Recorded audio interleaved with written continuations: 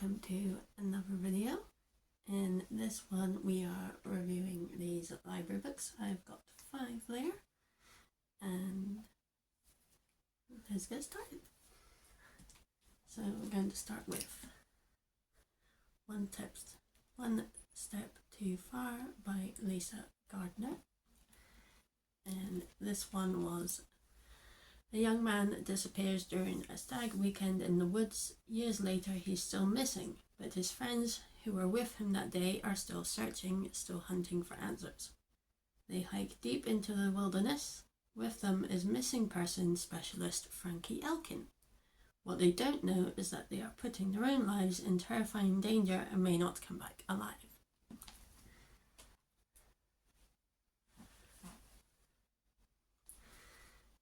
So this book I gave 5 stars. It was actually a little bit different to what I was expecting. There was a few twists and turns, especially with the ending. That wasn't what I thought it was going to be.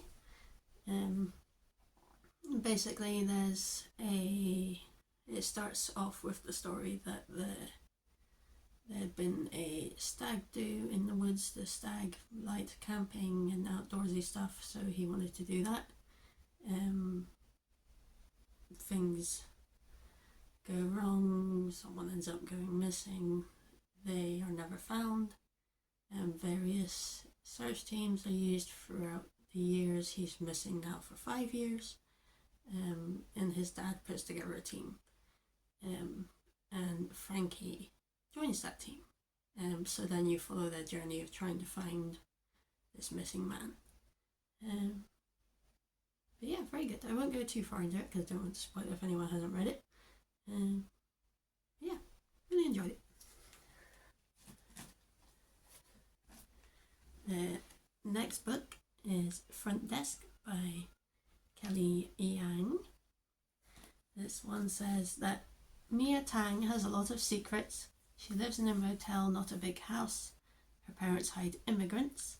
She wants to be a writer. It will take all of Mia's courage, kindness, and hard work to get through this year. Will she be able to go for her dreams? So this was the last one I read. I just finished it yesterday. I started it the night before and had finished it by the early afternoon. So it was a quick read, but it was a great one. I gave that 5 stars. It's basically about this family that moved to America from China. They're immigrants, and you just learn what their life is like in America. They help fellow immigrants. Some of them have some serious problems, and they help them with that, especially, what's her name? Mia, sorry. I had Kelly in my head, but that's the author. Especially Mia.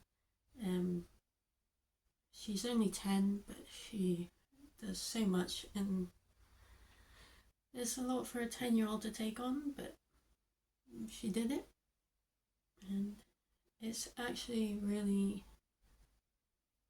I learned a lot from this book. But yeah, 5 stars, definitely recommend.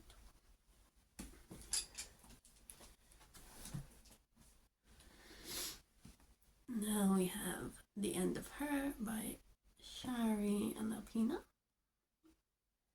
And this one was about a couple who are married, and I believe the wife is pregnant. Do they have a child? They have a child, sorry. They have a child. And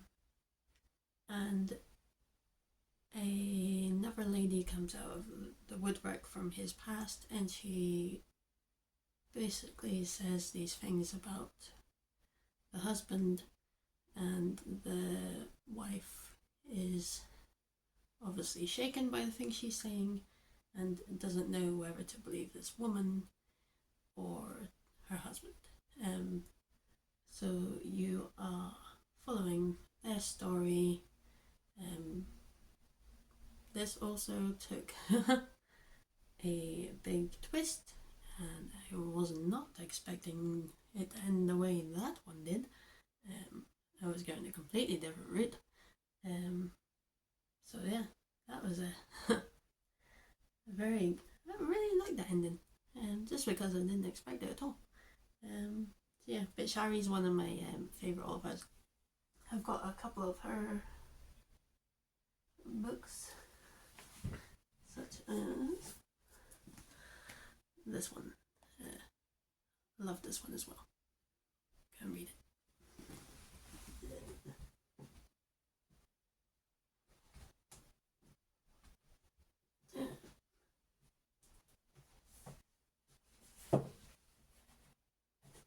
Didn't want to go back. Yeah, so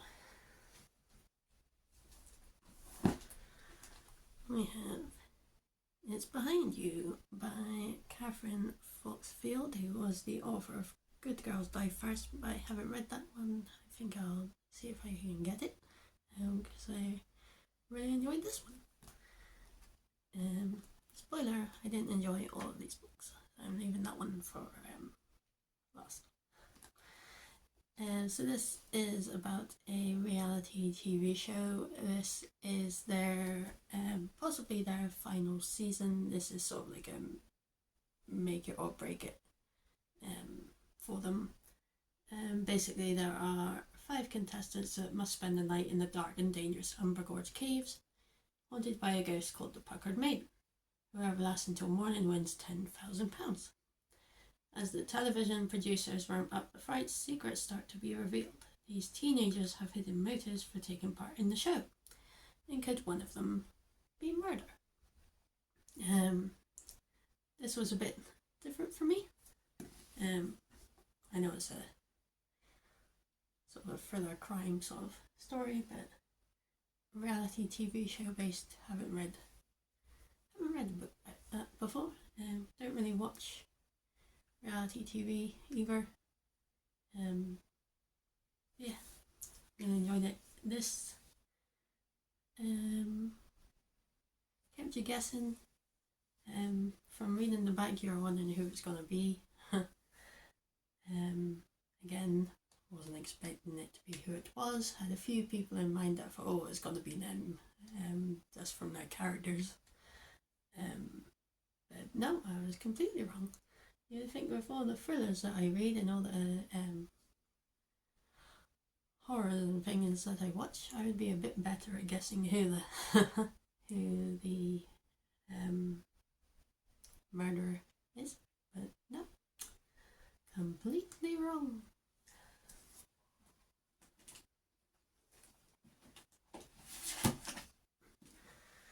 And finally, Malice by Heather Walter. And wouldn't have much to say about this one because I didn't get very far at all. And this one I was excited about the most, probably, because it kind of is the story of Maleficent. But I just couldn't get into it. I think I only got maybe 30 pages in, and I just wasn't hooked. I like to be hooked from the start. Sometimes I try to keep going, but I'm trying not to push myself to finish a book. I usually, if I wasn't into a book, would continue to read it and hope that it would pick up.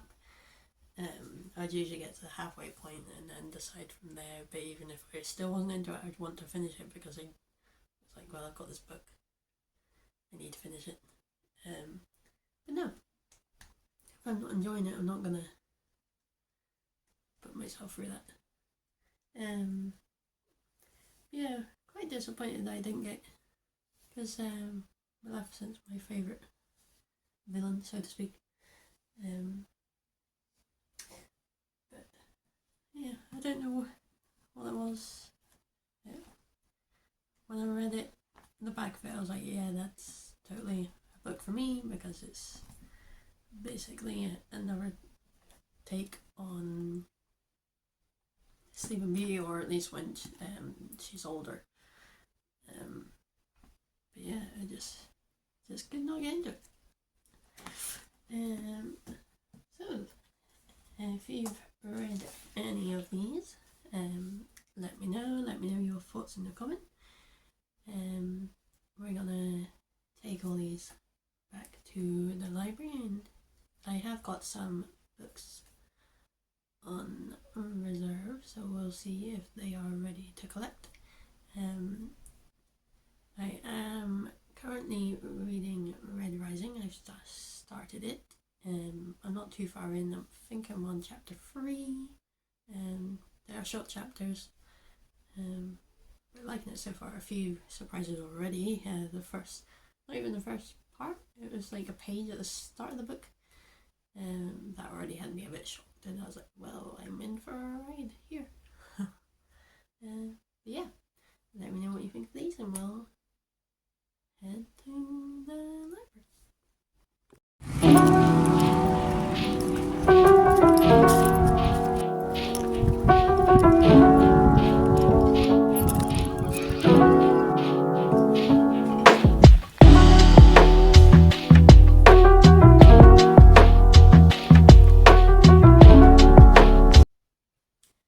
So my first book I got from the library is this one. It's The Innocent Wife by Amy Lloyd, and it says, how do you confront your husband when you don't want to know the truth? You're in love with a man who is serving time for murder on Florida's death row. You're convinced he's innocent, and you're determined to prove it. Now you're married to him, and he is free, his conviction overturned. But is he so innocent after all? That's the first one. Then I picked up this one. It's 31 Dream Street by Lisa Joel. And this one says, 31 Silversmith Road. For years, Toby has opened his door to the people who needed his help. For years, Leah has watched the house across the street, wondering who the unusual assortment of occupants might be. They've never met, until one day they're brought together by a letter that makes Toby realise he needs to move on with his life, and help his tenants move on with theirs. Leah offers to help them each find a new way to be happy. But can she make Toby's dreams come true too? So that's that one. And picked up this one. There was a stand as you went into the library, and it had the green books. So this was on there. I've seen this on Instagram, so I picked it up.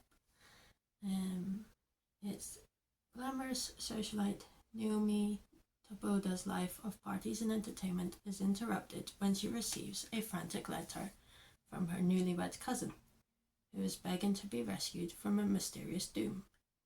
Naomi immediately heads to High Place, an estate in the mountains of Mexico owned by the secluded Doyle family, determined to discover what is troubling her beloved cousin. The fortunes of the silver mining Doyles have eroded, and the house is a dilapidated relic. Even more worrisome are the inhabitants of High Place. There's the alluring yet menacing new husband, his foreboding father, and other taciturn relatives. Soon the house itself begins invading Naomi's dreams with visions of blood and doom. She must tread carefully, for there are many secrets behind the walls of High Place, and Naomi may soon find it impossible to leave this enigmatic house behind. Very interesting. And another Lisa Joel, Night She Disappeared. A missing woman, an abandoned mansion, a family hiding a terrible secret. And inside it says, Mum, there's some people here from college. They asked us back to theirs, just for an hour or so. Is that okay? Midsummer 2017. Teenage mum Tallulah heads out on a date, leaving her baby son at home with her mother Kim. At 11 p.m. she sends her mum a text message. At 4:30 a.m. Kim awakens to discover that Tallulah has not come home. Friends tell her that Tallulah was last seen heading to a pool party at a house in the woods nearby called Dark Place. Tallulah never returns. 2018. Walking in the woods behind the boarding school where her boyfriend has just started as a head teacher, Sophie sees a sign nailed to a fence. A sign that says, "Dig here." And then I also picked up this one. It's by Claire McIntosh and it's called I See You. You do the same thing every day. You know exactly where you're going. You're not alone. When Zoe Walker sees her photo in the classified section of a London newspaper, she is determined to find out why it's there. There's no explanation, just a grainy image, a website address and a phone number. She takes it home to her family, who are convinced it's just someone who looks like Zoe. But the next day, the advert shows a photo of a different woman and another the day after that. Is it a mistake, a coincidence, or is someone keeping track of every move they make? So that's those ones. Those are the ones I got at the start of this video when I said let's go to the library. It's been a couple of days since then. I haven't been well, so filming and reading sort of took a back seat. But today I was out and I had a book ready to collect. So I also have this lovely little graphic novel. This is called Witches of Brooklyn by Sophie Escodas. Sorry, if you've seen my other videos, you know I'm not great at names. Could there really be witches in Brooklyn? Effie's aunts are weird, like really weird, really, really, really weird. Does that mean they could be magic? Does that mean that she could be magic? Life is about to get much more interesting. So I have graphic novels on my shelf because you can see them actually just here, and there's another one here. So I'm really enjoying graphic novels. So I think I saw this on someone's Instagram. Sorry, I can't remember who. I looked for it on my library's website and reserved it. So looking forward to that. But I'm currently reading Red Rising. I've just finished part 1 and oh my god, that's wow. I won't say too much. So once I finish that, I'll start reading the other library books, and then I'll read this one because it's back later than the other ones. But yes, and as always, let me know if you've read any of the books I've mentioned, including Red Rising. Let me know what you think. I'll maybe do a review of Red Rising once I've finished it. I'm planning on filming a TBR video once I'm caught up on all my library books, because I've got a lot more on reserve. I think I've got about 6. So once I've read all them, we will be doing a TBR video. These are by Hey Book Lover. Not at all sponsored or anything by them, but I just really love Hey Book Lover. These cards are great, so in that video I'll go talk a bit more about these, and we'll pick out some books from my lovely shelves. But yeah, thank you for watching. I'll see you in the next one. Bye!